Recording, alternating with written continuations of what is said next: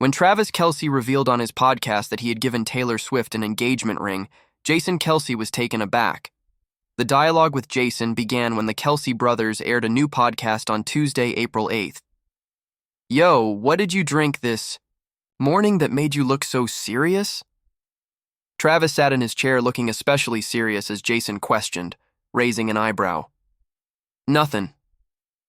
With his lips pursed as though he were holding something back, Travis answered, "It's just that today is a little special." Jason didn't think it was true.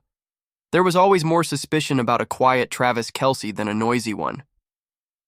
He flicked his brother's cheek, cocked his head, and grabbed the microphone to check the sound. "You got a cold, or did Taylor win? The jigsaw puzzle again last night?" Travis gave a clumsy laugh. "No, but almost." In order to indicate a countdown, the technician held up his hand. The camera flashed. "Welcome back to New Heights, the only podcast where two NFL brothers solve the world's problems while still wearing shorts," said the show's overture, which was in Jason's deep, brazen voice with a hint of the bluster of a legendary former center. "The only person still working in the house is me, Jason Kelce. The second person is Travis, who is well known for his girlfriend and is an expert at marketing heart-shaped marshmallows." "Yeah, it's me," Travis said, raising his hands in a peace sign. His voice was animated, but there was still more to see in his eyes. Jason immediately saw the change.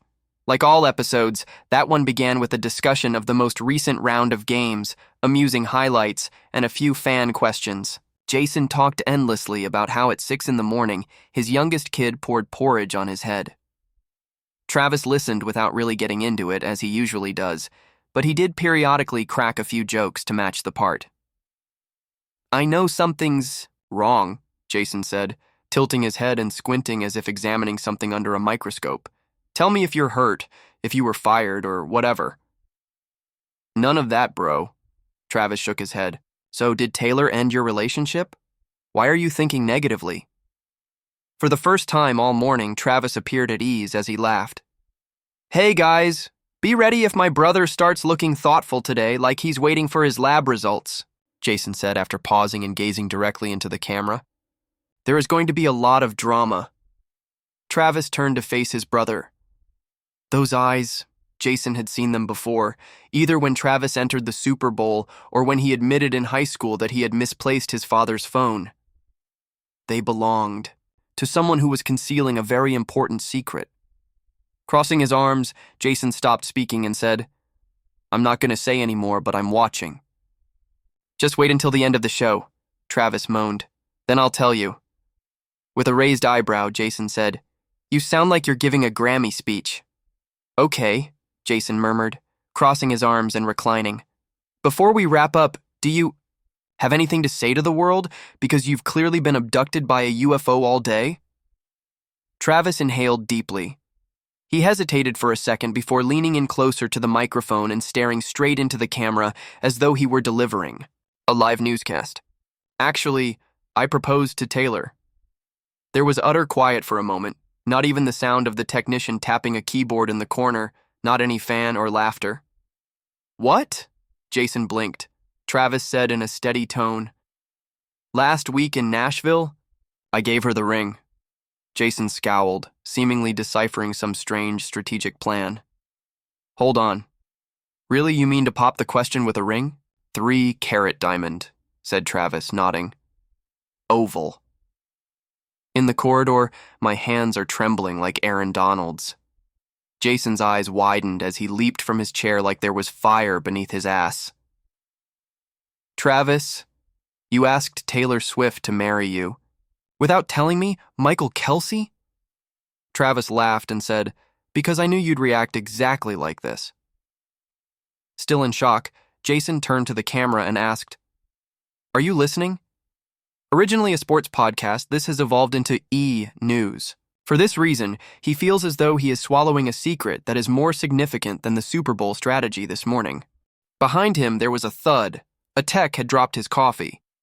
Half joking, Travis turned to Jason and said, "I was going to keep it a secret until..." But it felt like the podcast was the place to be. Jason placed his hands on his hips and said, "Where?" Speaking with your brother first and then broadcasting it to millions of people would be the best course of action. I wanted you to know at the same time as everyone else, because you're a part of it, said Travis with a sheepish smile and a shake of his head. What? Jason asked, going silent.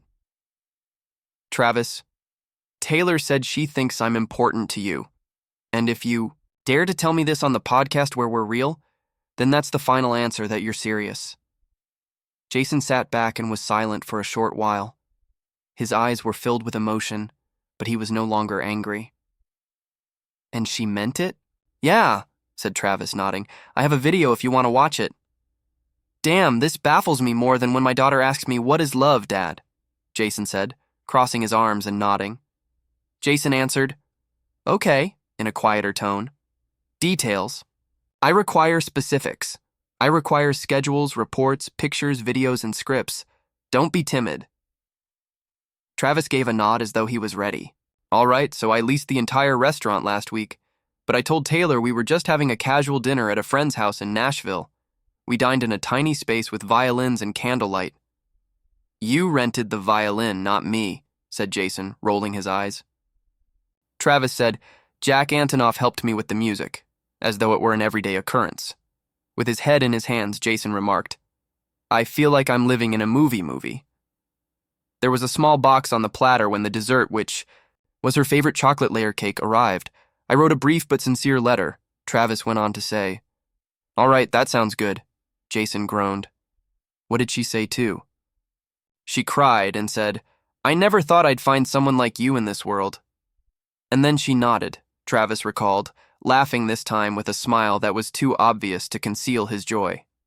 The room grew quiet once more, but it was a pleasant quiet. When Jason looked at his brother, he saw a man who had embarked on a completely new chapter, rather than the awkward Travis who had altered his music. Jason whispered, I can't believe it, for example. My brother is marrying Taylor Swift. I can't believe it either, Travis shrugged. But I'm sure.